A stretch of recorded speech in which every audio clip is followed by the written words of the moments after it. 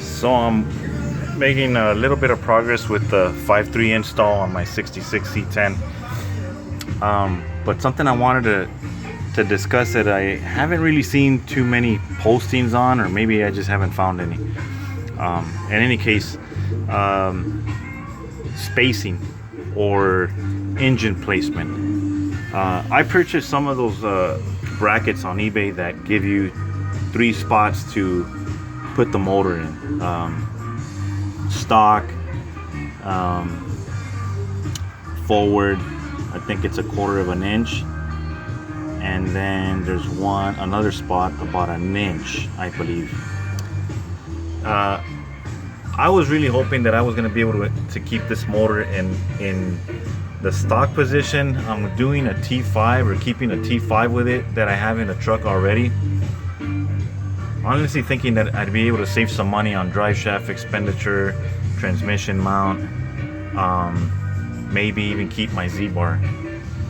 But what I've run into is that I am not going to be able to keep that trans in the stock spot, and which means I'm going to have to redo the drive shaft, and not really sure what I'm going to end up doing with the Z-bar, or if I'm even going to be able to keep it.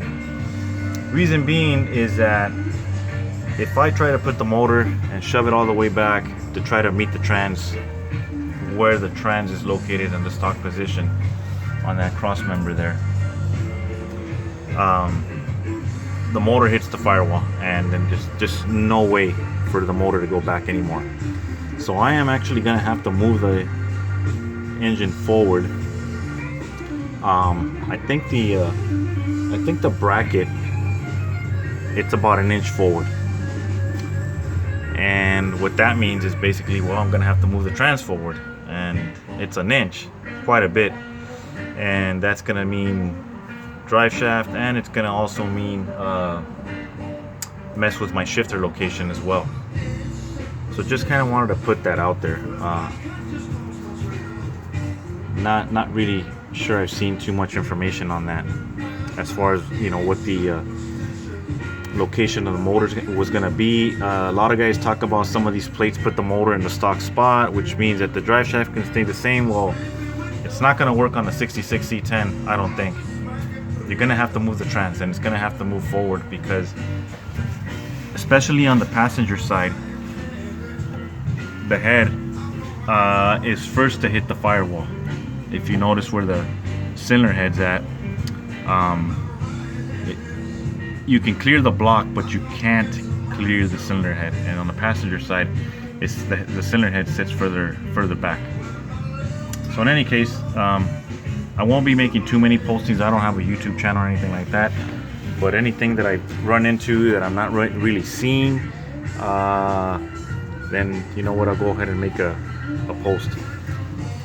Another thing, just to let guys know about the power steering. This power steering pump had the EVO valve, electronic variable assist valve on it. So I was able to take that off, and I went to the boneyard. There was another pickup truck there, I think it was a Silverado, and it didn't have a flow, that EVO valve.